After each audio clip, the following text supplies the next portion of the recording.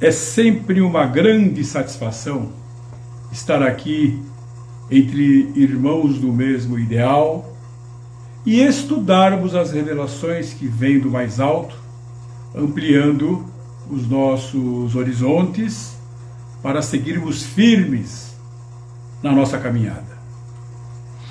A leitura de hoje está no capítulo 162 do livro Pão Nosso, Manifestações Espirituais. Ele inicia com uma passagem, 1 Coríntios, capítulo 12, versículo 7, de Paulo de Tarso, onde ele diz: mas a manifestação do Espírito é dada a cada um para o que for útil. E o texto de Emmanuel, com a revivescência do cristianismo puro, nos agrupamentos do Espiritismo com Jesus, verifica-se idêntica preocupação às que torturavam os aprendizes nos tempos apostólicos, no que se refere à mediunidade. A maioria dos trabalhadores da evangelização inquieta-se pelo desenvolvimento imediato de faculdades incipientes. Em determinados centros de serviço, exigem-se realizações superiores às possibilidades de que dispõem. Em outros, sonha-se com fenômenos de grande alcance. O problema, no entanto, não se resume a aquisições de exterior. Enriqueça o homem a própria iluminação íntima, intensifique o poder espiritual através do conhecimento e do amor, e entrará na posse de tesouros eternos, de modo natural. Muitos aprendizes desejariam ser grandes videntes ou admiráveis reveladores, embalados na perspectiva de superioridade, mas não se abalançam, nem mesmo a meditar no suor da conquista sublime. Inclinam-se aos proventos, mas não cogitam do esforço. Nesse sentido, é interessante recordar que Simão Pedro, cujo espírito se sentia tão bem com o Mestre Glorioso no Tabor, não suportou as angústias do amigo flagelado no Calvário. É justo que os discípulos pretendam o engrandecimento espiritual. Todavia, quem possua faculdade humilde, não a despreze porque o irmão mais próximo seja detentor de qualidades mais expressivas. Trabalhe cada um com o material que lhe foi confiado, convicto de que o Supremo Senhor não atende no problema de manifestações espirituais conforme o capricho humano, mas sim de acordo com a utilidade geral. Agradecemos os nossos mentores, aos nossos irmãos guardiões encarregados da limpeza, da higienização, do ambiente, dos nossos campos mediúnicos. Agradecemos aos nossos irmãos guardiões encarregados da segurança. Agradecemos ao mentor espiritual da ABE-BM-TV, nos elevando a Maria de Nazaré, Mãe de Jesus, a nossa Mãe espiritual. E a nossa querida Mãe nos eleva ao Mestre Jesus. Querido Mestre, estamos reunidos em seu nome para a realização de mais uma tarefa e agradecemos a Deus, nosso Pai, por esta oportunidade, elevando a prece que nos foi ensinada no Sermão do Monte. Pai nosso que estais nos céus, santificado seja o vosso nome. Venha a nós o vosso reino, seja feita a vossa vontade, assim na terra como nos céus. O pão nosso de cada dia nos dai hoje. Perdoa as nossas dívidas, assim como perdoamos os nossos devedores. E não nos deixes cair em tentação. Livra-nos do mal. Que assim seja. Graças a Deus.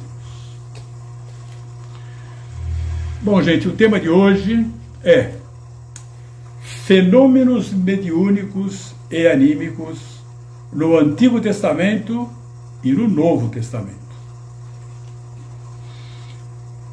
As vivências mediúnicas são encontradas nas maiores civilizações e têm um grande impacto na sociedade. Egípcios, maias, tribos indígenas e africanas, todos conversavam com os mortos.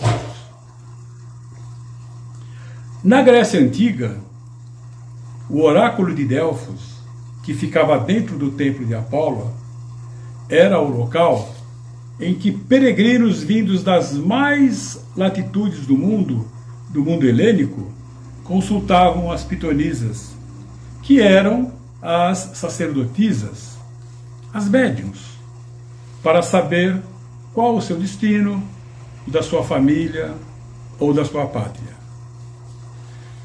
O filósofo grego Sócrates, na sua juventude, visitou esse oráculo. Lá havia uma inscrição que dizia: conhece-te a ti mesmo.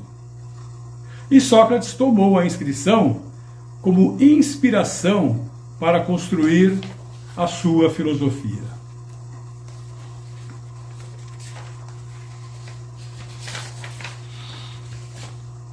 Como vemos nesse relato, os fenômenos mediúnicos não estão restritos e não surgiram com o advento do Espiritismo. Uma das maiores fontes com relatos expressivos sobre os fenômenos mediúnicos é a Bíblia. As profecias nela relatadas são caracterizadas como formas de manifestação divina. Portanto, os profetas são os intermediários na relação da espiritualidade com os homens.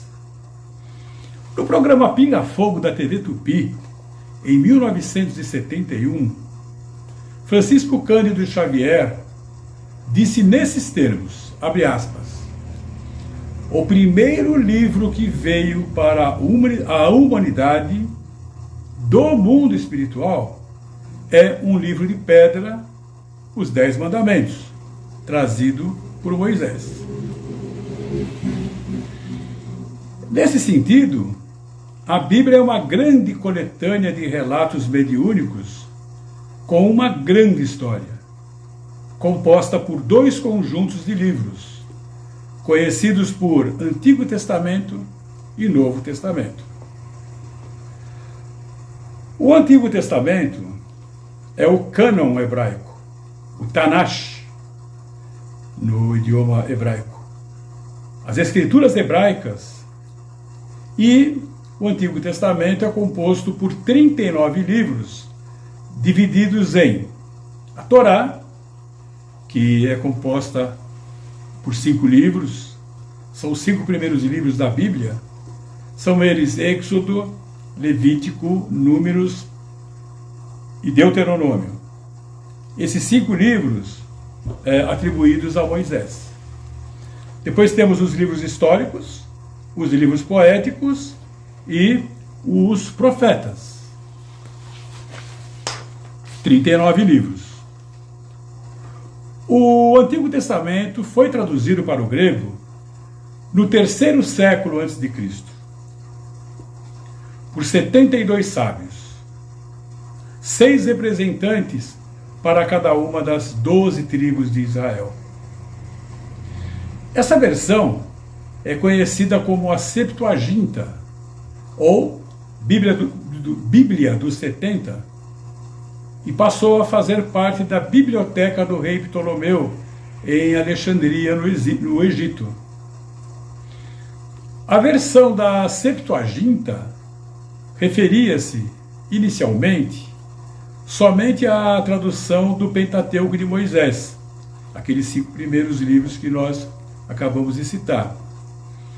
Os demais livros foram traduzidos e introduzidos mais tarde, até o fim do século II a.C. Então, como vemos, ela foi composta ao longo de muitos e muitos anos por vários profetas que profetizavam, e o que eles profetizavam era escrito em hebraico, e então eles iam sendo traduzidos para o grego e somando-se ao conjunto de livros até formarem a Septuaginta. Só que durante a introdução desses livros, alguns foram acrescentados sem o reconhecimento dos hebreus, porque eram livros escritos diretamente no idioma grego, portanto que não faziam parte do Tanakh original. Considerados apócrifos são eles o livro de Tobias, o de Judite, Macabeus 1, Macabeus 2, Sabedoria de Salomão, Eclesiástico e Baruque.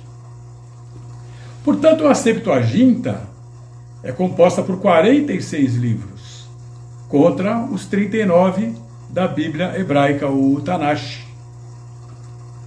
Já o Novo Testamento é composto por 27 livros.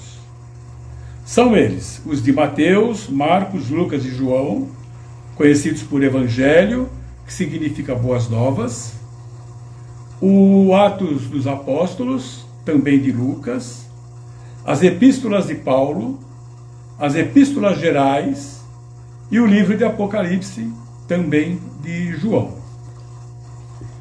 A Bíblia aceita pela Igreja Católica é a Septuaginta, 46 mais os 27 do Novo Testamento, perfazendo 73 livros. E a Bíblia aceita pelos protestantes, ou evangélicos, é o cânon hebraico, o Tanakh, 39 livros, mais os 27 do Novo Testamento, perfazendo então 66 livros. Católica, 73, protestante ou evangélica, 66. Com relação à mediunidade, os evangelhos, o Evangelho segundo o Espiritismo, no capítulo 28, item 9, nos relata o seguinte: para conhecer as coisas do mundo visível e descobrir os segredos da natureza material, Deus nos concedeu a vista corpórea, os sentidos e os instrumentos especiais. Com o telescópio, mergulhamos o olhar nas profundezas do espaço. E com o microscópio, mergulhamos no mundo dos infinitamente pequenos. Para penetrarmos o mundo invisível, Deus nos deu a mediunidade. Somos todos espíritos. A mediunidade é um atributo do espírito. É próprio, é peculiar ao espírito. Mediunidade é o termo criado por Allan Kardec no século XIX, atribuindo a capacidade humana que permite a comunicação entre encarnados e desencarnados. Essa faculdade se manifesta em todos os indivíduos de forma mais ou menos intensa, independentemente da religião, etnia ou sexo. Por ser intrínseca ao espírito, manifesta-se em qualquer lugar, em qualquer hora. A mediunidade é uma capacidade natural, como qualquer um dos nossos 5 sentidos. É o nosso 6º sentido. O capítulo 2, item 7 do Livro dos Médiuns nos esclarece que o pensamento é um dos atributos do espírito. É a possibilidade que os espíritos têm de atuar sobre a matéria, de nos impressionar os sentidos e, por conseguinte, de nos transmitir os seus pensamentos. Logo, nada há de sobrenatural nesse fato, nem de maravilhoso. A pessoa não cria a mediunidade ou se esforça para que aconteça. Ela a possui em maior ou menor grau. Para abordarmos o tema fenômenos mediúnicos e anímicos no Antigo Testamento e no Novo Testamento, iniciaremos pela intrigante proibição de Moisés, que consta em Deuteronômio, o 5º livro da Torá, no capítulo 18, versículos 9, 10 e 11. Diz assim: quando entrares na terra que Yahvé teu Deus te dá, não aprendas a fazer as abominações daquelas nações. Versículo 10. Entre ti não se achará quem faça passar pelo fogo a seu filho ou sua filha, nem adivinhador, nem prognosticador, nem agoureiro, nem feiticeiro. Versículo 11. Nem encantador, nem quem consulte a um espírito, nem quem consulte a um espírito adivinhador, nem mágico, nem quem consulte os mortos. Nas passagens, versículo 9, as abominações daquelas nações, e versículo 10, entre ti não se achará quem faça passar pelo fogo a seu filho ou a sua filha, é provável que Moisés estivesse se referindo às práticas dos fenícios, um dos vários povos que habitavam Canaã, no período em que ele, Moisés, comandando o povo hebreu, atravessavam o deserto rumo àquele local. Os fenícios adoravam o deus Moloque. Os ídolos de Moloque eram enormes estátuas de metal com a representação de um homem com a cabeça de touro, e cada imagem tinha uma cavidade em seu ventre com uma fogueira onde os bebês eram colocados em sacrifício.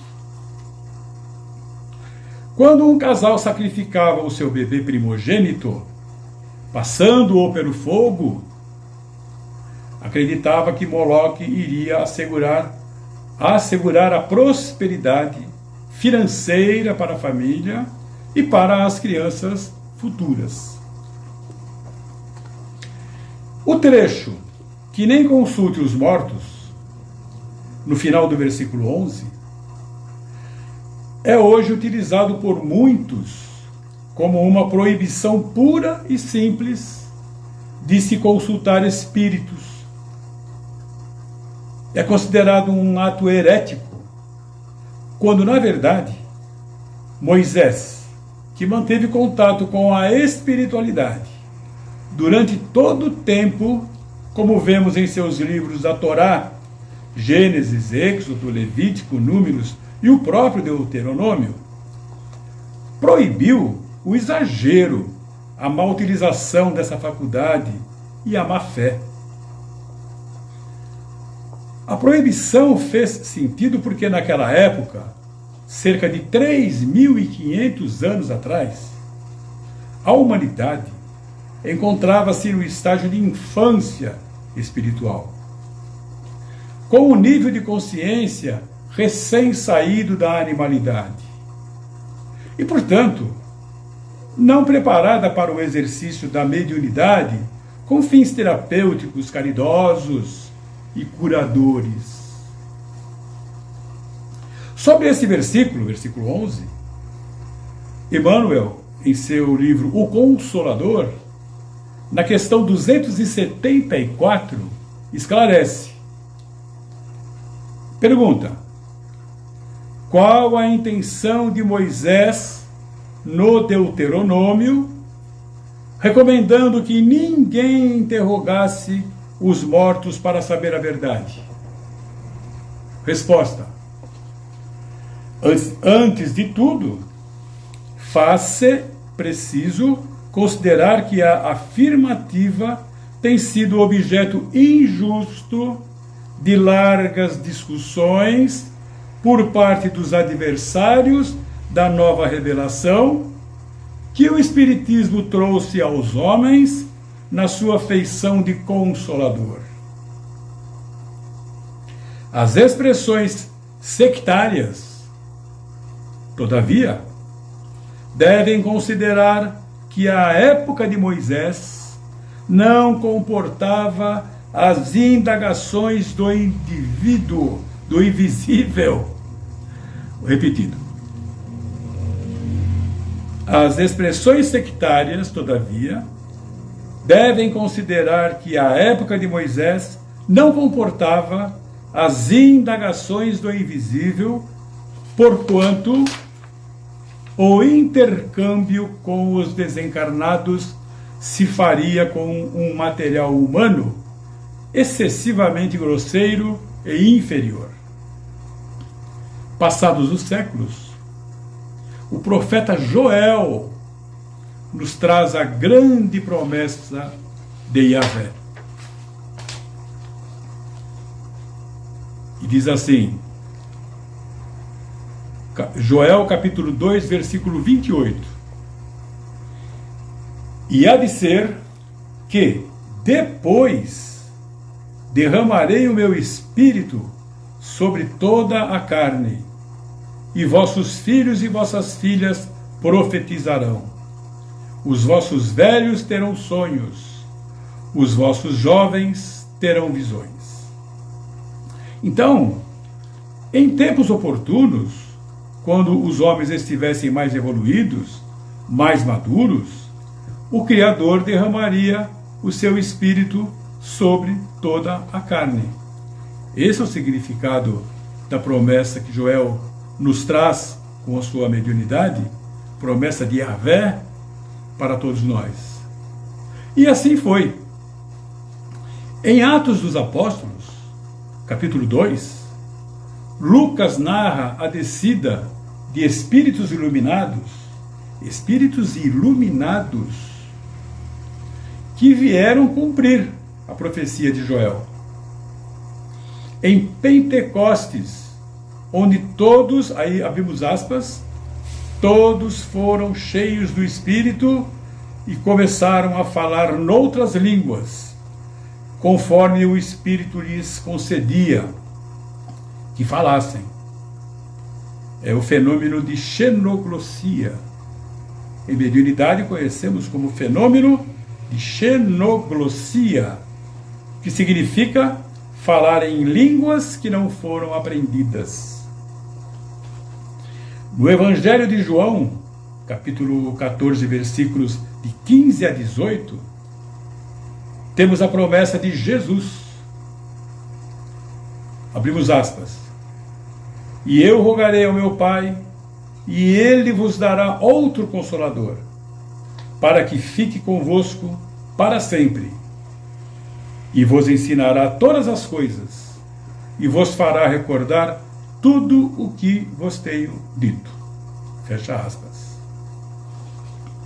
Assim, tivemos em meados do século XIX o advento do Consolador prometido, cumprindo a promessa do Cristo, o Espiritismo.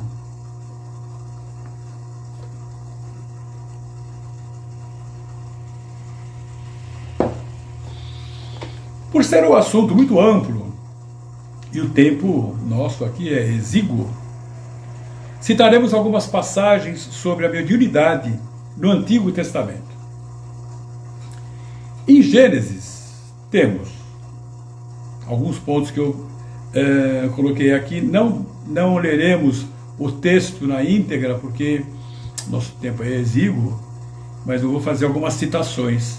Depois poderemos conferir lá no Antigo Testamento. Então, em Gênesis, Noé recebe a incumbência de fazer uma arca de madeira, a famosa arca de Noé.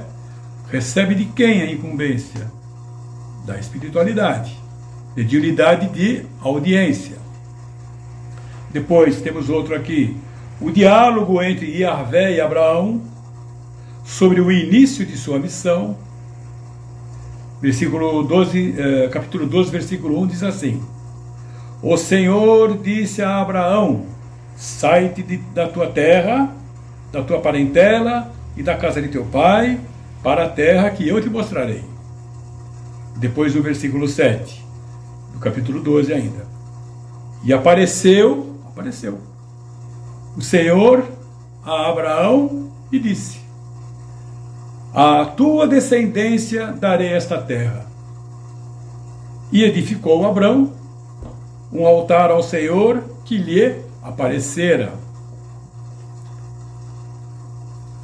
Depois temos o diálogo de Agar, a serva egípcia de Abraão, com um anjo, o espírito de Yahvé, sobre a incumbência dela, Agar, de ser mãe de Ismael, que foi o primeiro filho de Abraão.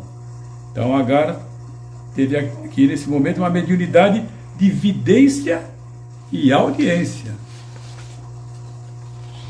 Outra passagem aqui de Gênesis. Abraão é visitado por 3 homens que eram espíritos materializados, que lhe anunciam o nascimento de seu filho Isaque. Ou seja, esse foi o seu segundo filho. E esse seu segundo filho foi com Sara, que era sua esposa. Aqui tivemos então um fenômeno de materialização de espírito. Depois, um anjo, espírito de Deus, desce ao Monte Moriá e impede que Abraão sacrifique Isaque, seu próprio filho. Essa passagem também é bastante conhecida.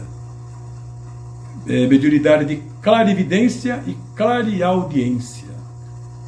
Outra passagem ainda, tudo isso aqui é em Gênesis. Jacó, filho de Isaque, sonha com uma escada que subia do solo e atingia o céu, de onde iam e vinham os anjos, espíritos, anjos de Deus. O nome do lugar onde ele estava ali era Luza, e Jacó mudou o nome para Bet-El, que significa casa de Deus. Bet, casa, El, Deus. Betel, mediunidade onírica. Outra passagem com Jacó, a luta de Jacó com um anjo, um espírito. Aqui um espírito materializado, ele está lutando com o espírito. Quando o anjo, vamos chamar aqui de anjo, né? Como está na Bíblia, quando aí o anjo muda o nome de Jacó para Israel. Israel, na tradução livre, aquele que vê Deus. El, Deus, sempre. Materialização de espírito. Outra passagem aqui, boa, também do Gênesis. José, um dos 12 filhos de Jacó, agora Israel, né, porque mudou o nome, decifrando sonhos e despertando ciúmes em seus irmãos, que o venderam como escravo. Outra passagem também muito conhecida essa. Mediunidade onírica. Ainda José, interpretando agora o sonho do faraó do Egito. O sonho com as 7 vacas magras e as 7 vacas gordas. Conhecidíssima essa passagem. Faraó tem esse sonho, ele sonha com 7 vacas magras e 7 vacas gordas. José, que estava preso, foi até o faraó, foi libertado, claro, e foi até o faraó e interpretou o sonho de faraó, dizendo: os 7 vacas gordas significa riqueza, crescimento, desenvolvimento da sua terra, do Egito, e são 7 anos de crescimento e desenvolvimento. E 7 vacas magras serão 7 anos de escassez. Então o Senhor, durante 7 anos das vacas gordas, reserve os alimentos, os bens que puder, para depois suportar os 7 anos seguintes de vacas magras.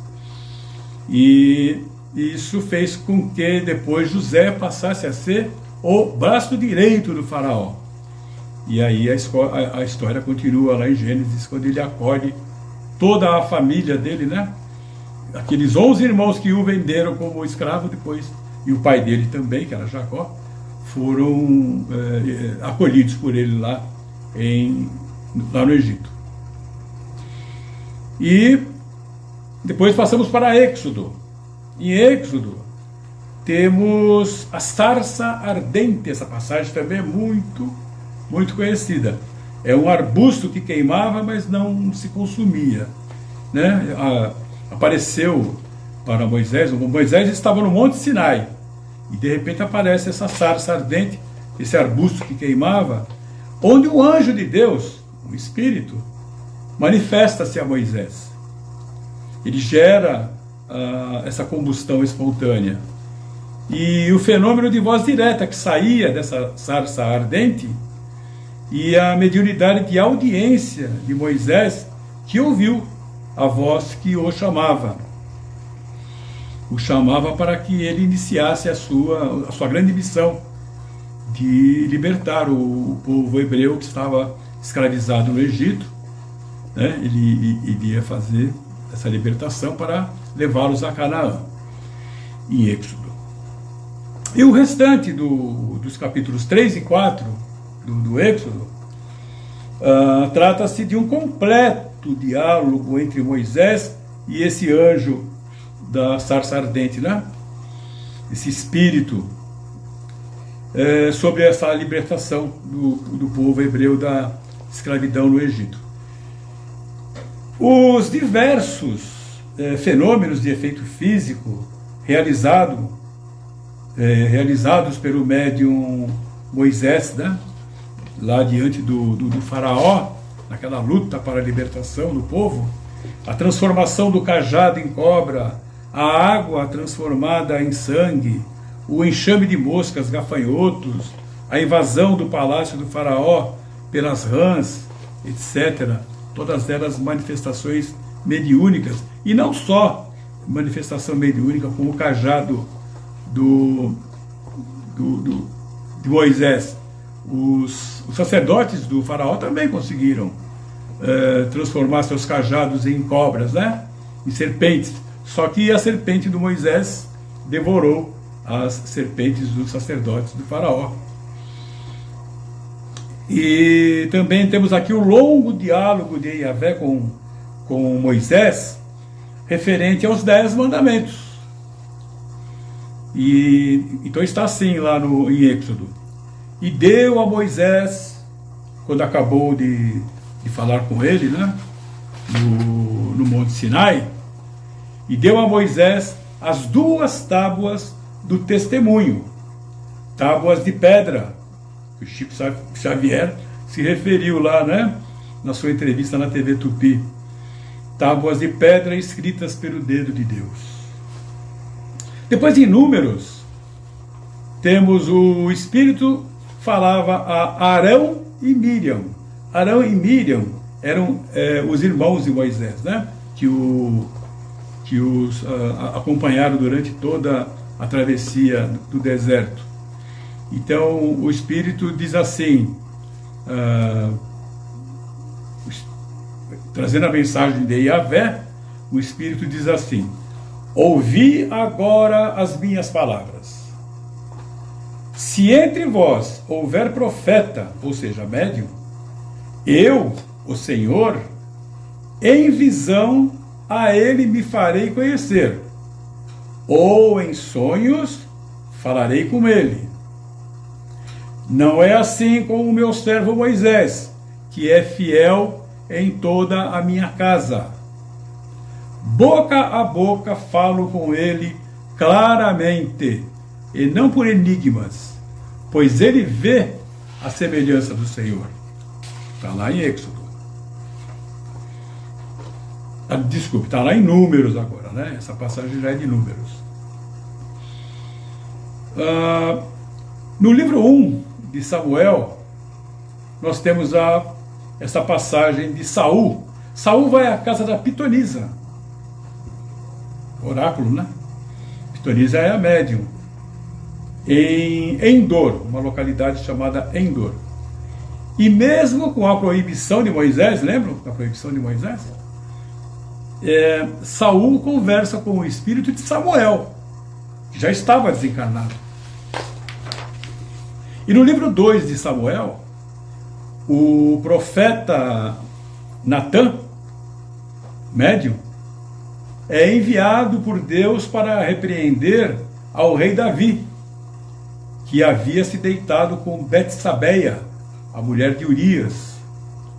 Depois, no livro 1 dos Reis, a história do grande profeta, médium, Elias, conhecidíssimo Elias, com todos os fenômenos mediúnicos por ele realizados. Chamamos a atenção aqui para o capítulo 18, versículos de 30 a 40, onde ocorre o fenômeno de efeito físico, chamado pirogenia, provocado por intermédio de Elias, em uma disputa com os sacerdotes do deus Baal. Para provar o poder de Deus, do deus Yahvé, Elias pede que encharquem um monte de lenha com muita água, para depois tornar uma grande fogueira. Essa passagem também é conhecidíssima, principalmente por nós espíritas, né? E em seguida, ele mandou degolar os 400 profetas ali presentes, profetas do deus Baal. Também essa passagem muito conhecida, porque nós sabemos, nós espíritas, que depois Elias reencarnaria como João, e João Batista, que também depois seria degolado. Lei de ação e reação, ou causa e efeito, né? Enfim, em Isaías, um dos maiores profetas do Antigo Testamento, pelo menos é o mais conhecido, né? Isaías, capítulo 7, versículo 14, nós temos o seguinte: pois sabei que o Eterno, o Senhor, Ele mesmo vos dará um sinal. Eis que a virgem ficará grávida e dará à luz um filho, e o nome dele será Emanuel, que significa Deus conosco. Emanuel, sempre Deus, né? Deus conosco, profetizando sobre o nascimento do Cristo Jesus. Antes de nos referirmos à mediunidade no Novo Testamento, vamos elucidar o que são os anjos na Bíblia.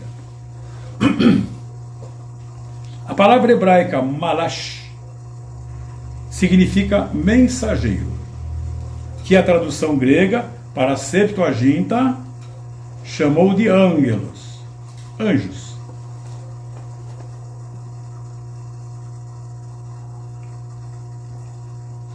Poderíamos então aceitar o belo livro de André Luiz, psicografado por Chico Xavier, Os Mensageiros, como o livro dos anjos. Vejamos alguns fatos mediúnicos narrados por Mateus no Novo Testamento. Mateus capítulo 1, versículo 20 a 23. Os anjos, espíritos, avisam José sobre o nascimento de Jesus. Depois no capítulo 2, versículo 13. O anjo, espírito, pede a José que fuja para o Egito com Maria e Jesus, para escapar à perseguição de Herodes.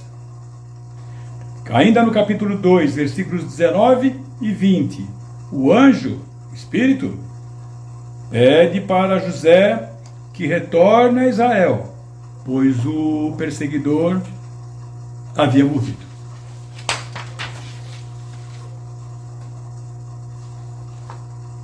Depois temos aqui, sim, antes, o anjo é o mensageiro Gabriel. Esse anjo que Mateus se refere aqui várias vezes, é conhecido como anjo Gabriel, espírito.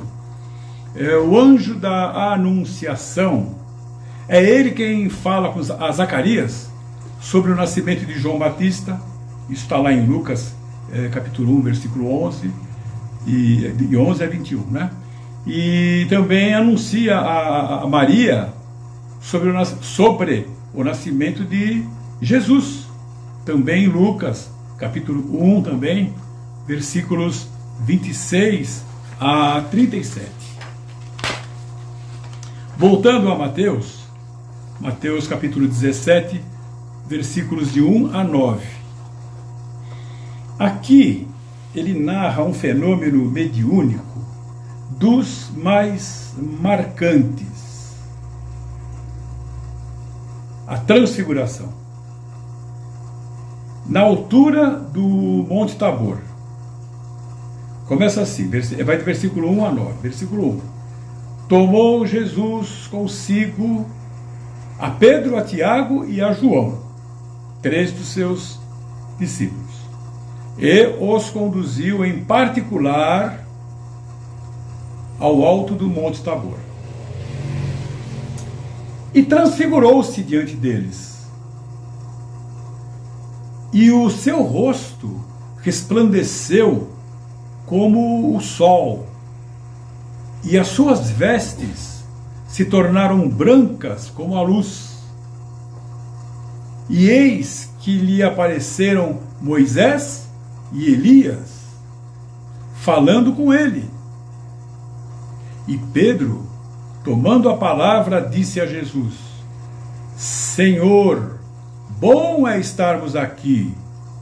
Se quiseres, façamos aqui 3 tabernáculos, um para ti, um para Moisés e um para Elias. E, estando ele ainda a falar, eis que uma nuvem luminosa os cobriu. E na nuvem, ou da nuvem, saiu uma voz que dizia: Este é o meu amado Filho, em quem me comprazo. Escutai-o. E os discípulos, ouvindo isto, caíram sobre os seus rostos e tiveram grande medo. E aproximando-se Jesus, tocou-lhes e disse: Levantai-vos e não tenhais medo. E erguendo eles os olhos, ninguém viram senão unicamente a Jesus. E descendo eles do monte, Jesus lhe ordenou, dizendo: A ninguém conteis a visão, até que o Filho do Homem seja ressuscitado dentre os mortos. Interessantíssimo isso. Emmanuel, em resposta à questão 382 do livro O Consolador, esclarece: a mediunidade é aquela luz que seria derramada sobre toda a carne. Lembram? Profecia de Joel? E prometida pelo Divino Mestre aos tempos do Consolador, atualmente em curso na Terra. Sendo luz que brilha na carne, a mediunidade é atributo do espírito, patrimônio da alma imortal, elemento renovador da posição moral da criatura terrena, enriquecendo todos os seus valores no capítulo da virtude e da inteligência, sempre que se encontre ligada aos princípios evangélicos na sua trajetória pela face do mundo. Então façamos aqui a seguinte reflexão. Primeiro, a proibição da mediunidade por Moisés. Porque a sua época não comportava as indagações do invisível, lembram? Porquanto o intercâmbio com os desencarnados se faria com um material humano excessivamente grosseiro e inferior, como disse Emmanuel. Séculos depois, uma certa abertura com a promessa de Yahvé, relatada pelo profeta Joel, lembram? E há de ser que, depois, derramarei o meu espírito sobre toda a carne, e vossos filhos e vossas filhas profetizarão, os vossos velhos terão sonhos, os vossos jovens terão visões. Estou apenas repetindo o que lemos e o que dissemos no início da nossa palestra. Jesus, a transfiguração, conversa com os espíritos de Elias e de Moisés, mas ainda não autoriza a divulgação do fato até que ele, Jesus, ressuscite. Por quê? Porque posteriormente, em Pentecostes, após a ressuscitação, portanto, a mediunidade seria efetivada com os 12 apóstolos, que partiriam daí em diante para, além do trabalho de divulgação da Boa Nova, praticarem a caridade, curando aquele povo sofrido. Nos tempos de transição, em que a Terra se preparava para alçar voos rumo ao mundo de regeneração, surge o Consolador Prometido, organizado por Allan Kardec, difundindo a mediunidade, espalhando o fenômeno mediúnico para todo o mundo, como aquela luz prometida para a carne, na profecia de Joel, consolidada por ocasião do Pentecostes e anunciada por intermédio do apóstolo João. E hoje estamos, graças a Deus, nesse trabalho, nessa evolução, nesse progresso, graças à mediunidade. E graças à mediunidade tudo acontece e tudo aconteceu. Ouso dizer que sem a mediunidade a Bíblia não existiria. Graças a Deus, muito obrigado pela atenção.